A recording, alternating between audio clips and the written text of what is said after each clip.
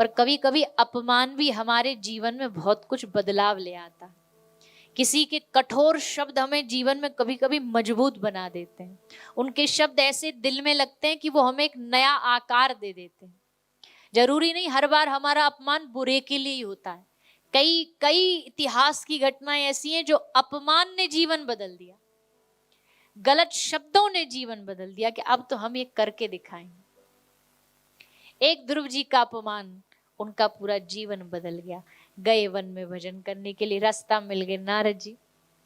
क्योंकि जब भी जीव भगवान की ओर जाना चाहता है ना, तो ध्यान रखना, भगवान अपने आप को देने से पहले एक गुरु देते हैं, एक सदगुरु भेजते हैं। कि डायरेक्ट तो आ नहीं सकता भैया, डायरेक्ट भगवान के पास जाना बड़ा मुश्किल काम है। रास्ता इतना लंबा है, सफर इतना लंबा है।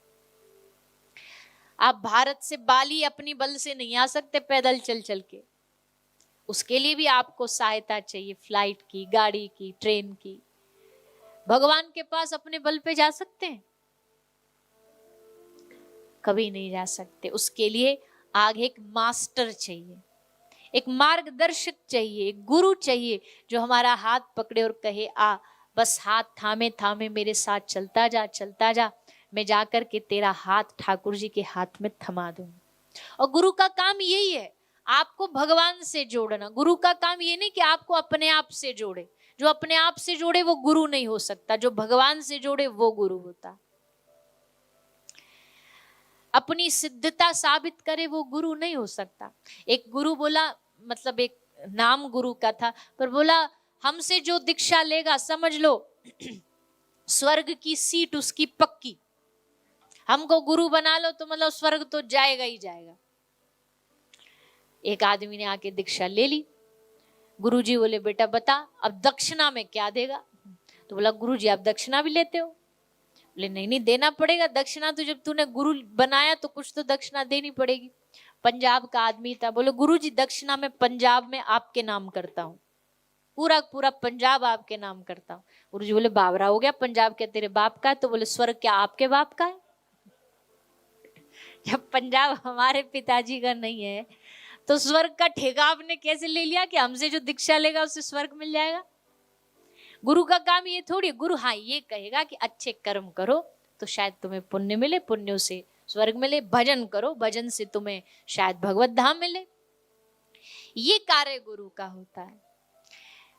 संत समाज, साधु समाज के पास एक टॉर्च है जो हमेशा वो समाज को दिखाते हुए चलते हैं। पर गलती कब हो जाती है?